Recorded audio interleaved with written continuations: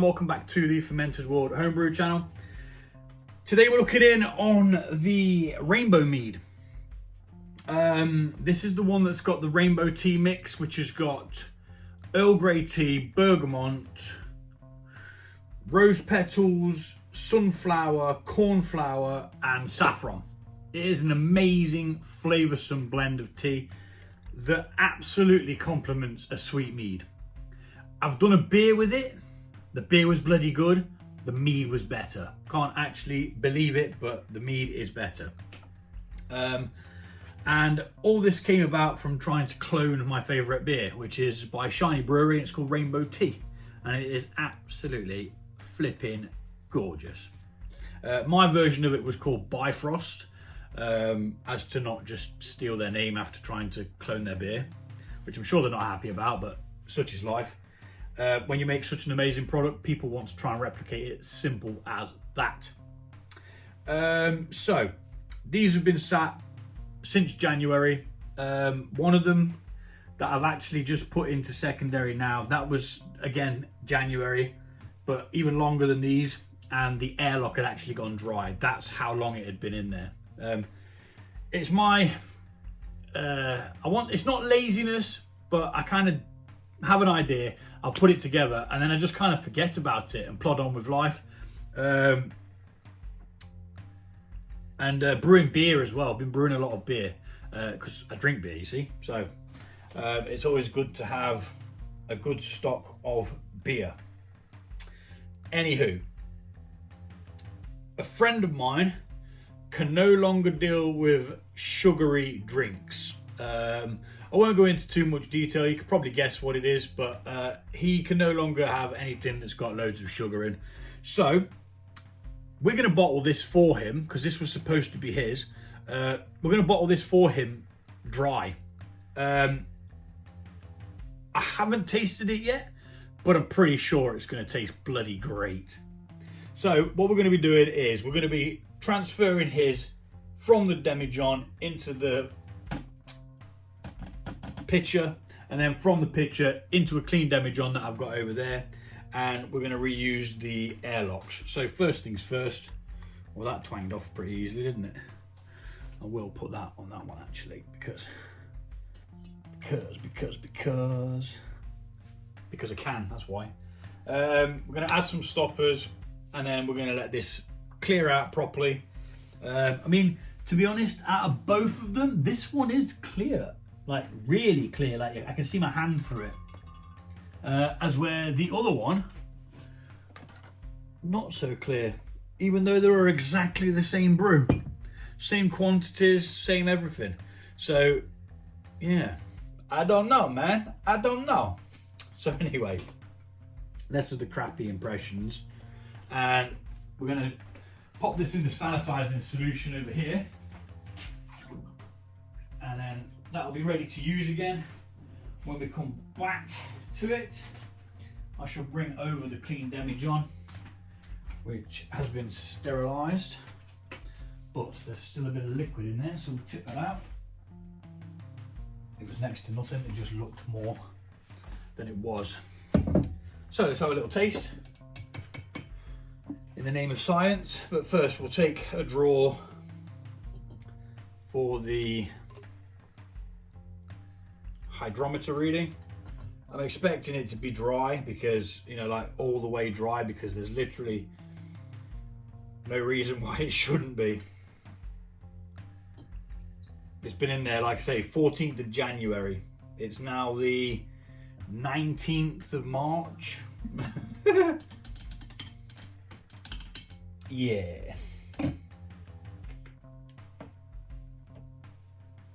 So yeah, it's gone pretty much dry. We're on the 0.992 for this one, which will make a little note. Rainbow dry is 0.992, which means there's literally only 2 points of fermentables left in there. which is good because that means there's no sugar left over, which is what's going to cause him the problem.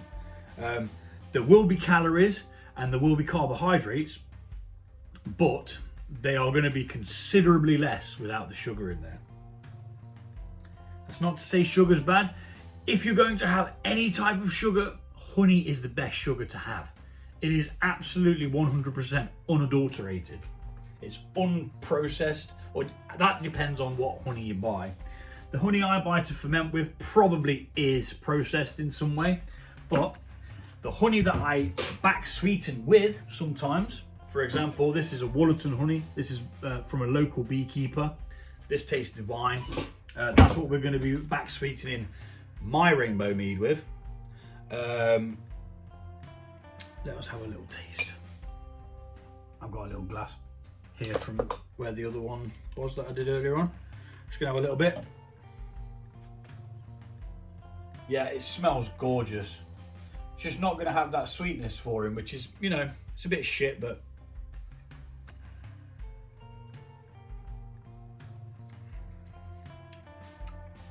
it is nice.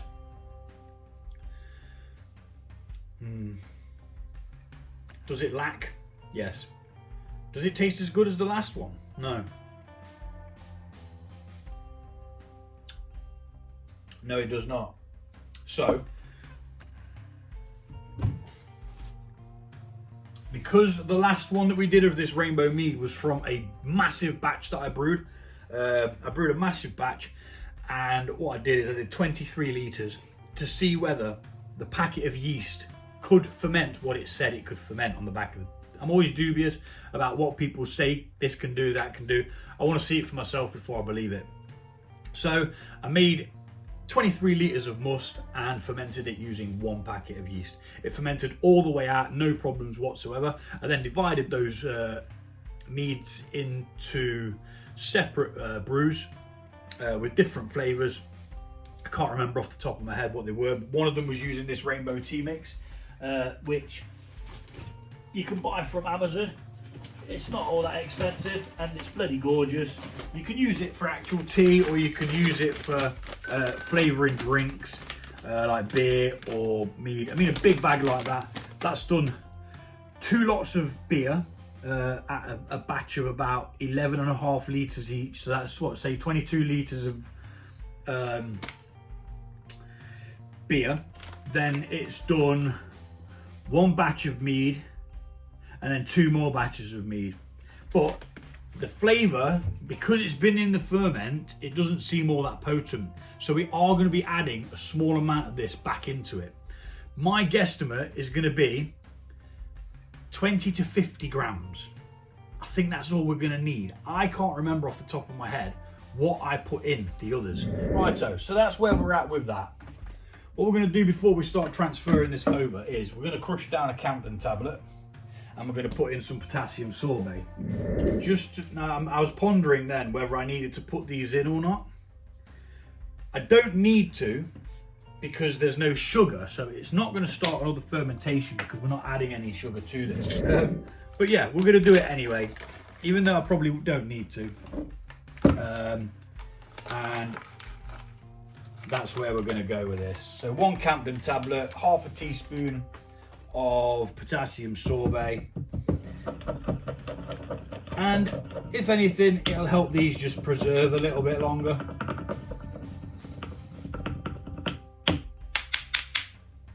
Just like that, in it goes, and then we'll transfer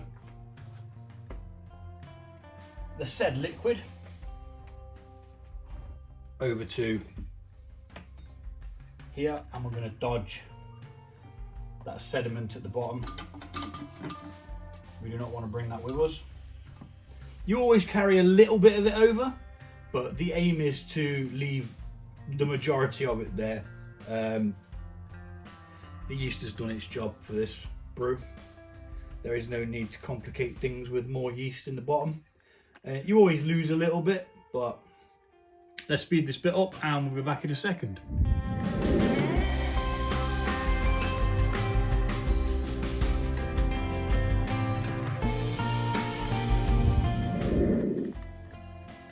Okay, so we've racked it off.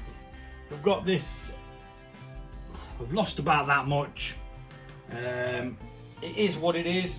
You can't always predict for these things. We're going to give this a little mix while it's in the picture here, because it just makes it a little bit easier to have the extra room and the ability to mix. We are doing this gently. We don't have any honey to mix in, but we want to make sure that the stoppers are all mixed in evenly. And also we want to try and remove any excess CO2, because that's just a byproduct of the fermentation. We don't really want that in there.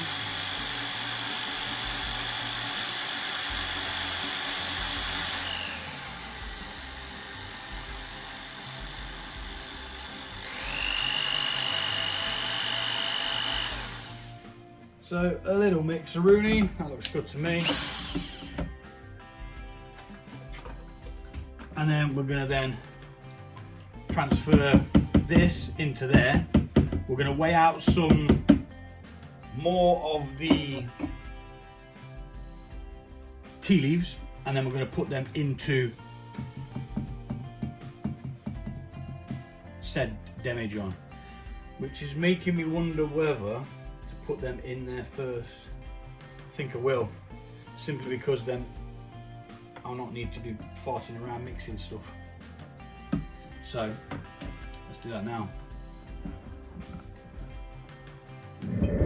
So I need some scales, because the weight is rather important to be able to replicate any recipes that you do. So let's get ourselves a handful. My hands are clean, by the way. They've been in and out of hand sanitizer all flipping day.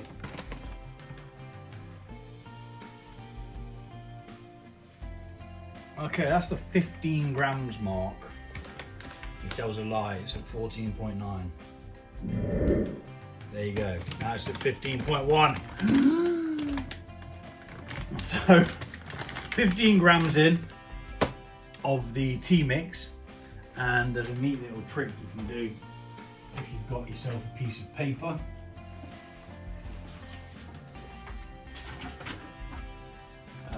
Make sure it's relatively clean paper if you can. And if you just lay them all out on there like that, you can literally funnel these in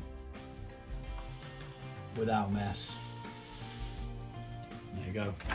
Just like that. Let's move this stuff over there for now.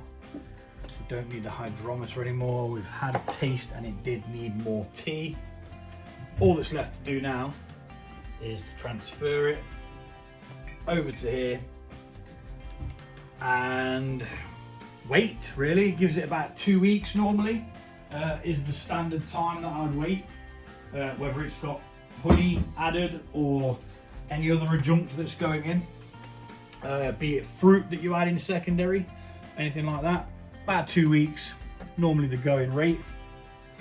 Just gives things time to mingle together, extract any flavours that you're wanting from it.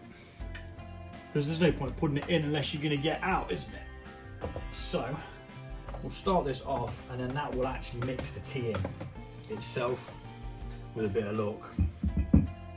And it may even give us a bit more colour. Yeah, that's that really. So we'll speed this up while that just does its own thing, but yeah, it's mixing in the tea at the same time.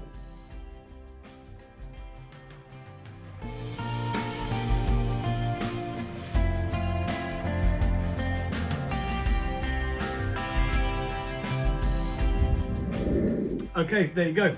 The tea is in. That's going to infuse for 2 weeks. I'm going to go ahead and put the airlock on this now. But what I am going to do is carry the video on and do all the other steps to my own, the one that I'm going to be drinking with the honey in, and I'm just going to add it onto this. We've got the airlock and some fresh water in there. We're going to label this up so that we know which one it is, because I don't want to give him the one that's got loads of sugar in, because that wouldn't be good, because then I'd have a dry mead and I don't like dry mead. not that I don't like it, I suppose. I suppose not liking it's a bit harsh, but I just prefer right dry on that in the corner because it's wet and pens don't work very well when it's wet. So this is just going to get moved back to where it was, and I'm going to hoist the other one up. We will do exactly the same steps as what we did for that one, but when it gets to the part where we're mixing, I'm going to add the honey and we'll go from there. There's no point me going through the same process again, so back in a minute when we add the honey. Okay, so we're at the point now where we're about to add the honey. Do apologise for the noise. The dog's decided to come in and eat his biscuits. And to be honest, he's been sat patiently waiting while I've been doing this last video, so I can't really tell him to bugger off. Now, I've just had this in some hot water, so it's quite hot, but I'm not sure what the outcome is going to be as to whether we're going to get it all in one or whether we're going to have to fight for it. Now, it seems to have congealed a little bit, but I think we might have to just spoon it out and then give it a really good thorough mix, because this top part really is solid and we're not wanting to waste any of this because this is the good stuff. This is the stuff that's cost a fortune. Again, you'd pay, to buy this is like £8 a jar.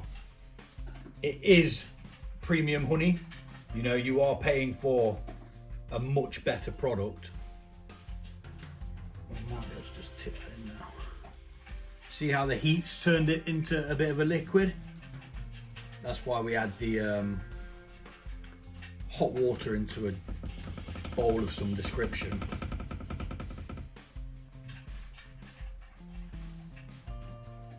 And we are going to get the rest of this in there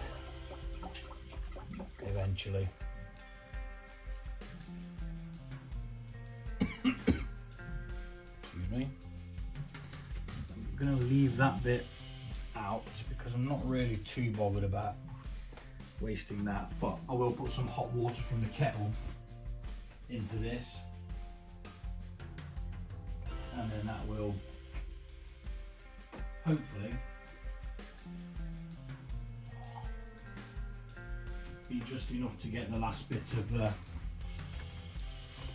honey out. And now I'm here with the hot water, I might as well get it off the spoon as well. Otherwise I'm just going to eat it and then it's not in my beverage. But do be careful with hot water. Again, I always say it, hot water's bad. Hot water mixed with honey is worse.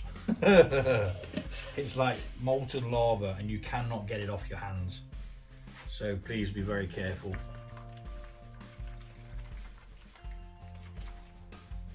I think the lid on this jar is a bit better than one of the previous videos. This one's the Wollerton honey. This is the honey that's closest to me. I might have even met the bees. Now that is really hot. I'm gonna have to cool that down. Okay, so while we do wait for that, I am actually gonna start the mixing because I've got shopping arriving soon and I'd rather get it done sooner rather than later. So it's gonna take a while to mix in. Be patient, make sure you get it all in. Get your spoon in there after, double check that you've got all of it. And obviously we're mixing in the fermentation stoppers as well. Says someone's in the back garden. Need to investigate. Yes, my shopping has arrived, so I'm going to go and get my shopping in and then we'll be back. Right, so all that's sorted now. We're going to mix in this honey. It does seem to be taking a bit of a while. I've done a bit off camera, but we're just going to mix it in as best we can. Give it a good old jingle around, and that should have cooled down now what was in the tub.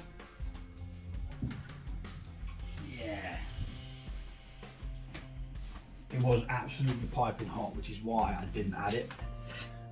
But hopefully that's all of the sugars now out of there. We've diluted ever so slightly by adding the water. I'm not too bothered. I'm going to say it's still the same ABV. I'm just going to continue to mix until we think that the honey is completely mixed in. Then we'll transfer it to the clean demijohn that I've already put in the tea mix. 15 grams of.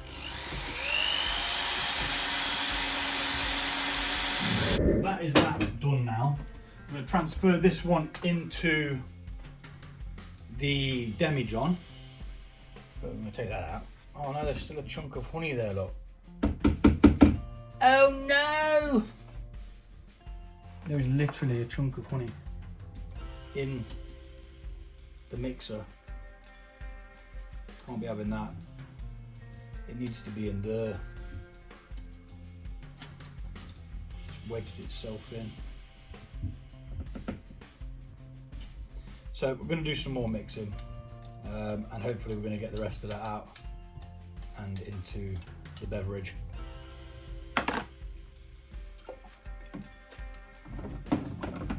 With a bit of luck, I think I'll just do it by hand, and we'll be back in a minute to transfer it. Okay, so because we've now added more sugar, we do need to do a hydrometer test to this one. The other one that I did for my mate, I didn't because that one was being left dry. So we need to take a hydrometer reading to make sure that the reading we get now is the same as the reading we get in 2 weeks when we come to check this and possibly bottle it. Wowzers. That has gone way above my expectations. Like crazy. How much more was that than normal? Oh, that's why. It's because it's a bigger pot. It is actually bigger.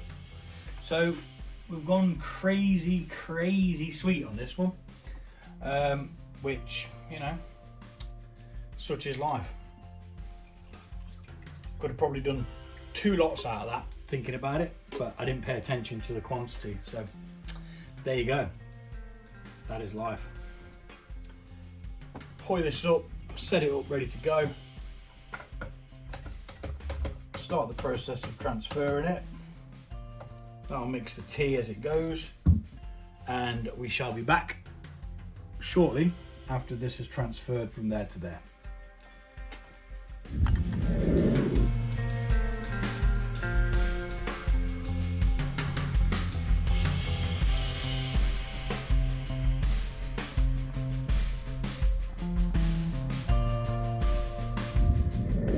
And there we have it. Now that's the other rainbow mead sorted, the one that's been sweetened. It's going to be crazy sweet because there was more honey in this one. This one's a 454 and the other one's a 340. So it's still gained more sweetness than what I would have expected it to have, although this did have an extra 0.6 of residual sugars left over, but you couldn't taste them anyway. So we're going to wait 2 weeks for this to clear out. Once it's all cleared out, we know that the fermentation stopped, and we'll be back to have a taste and get it bottled. Thanks for watching. I'll see you all soon. Stay awesome.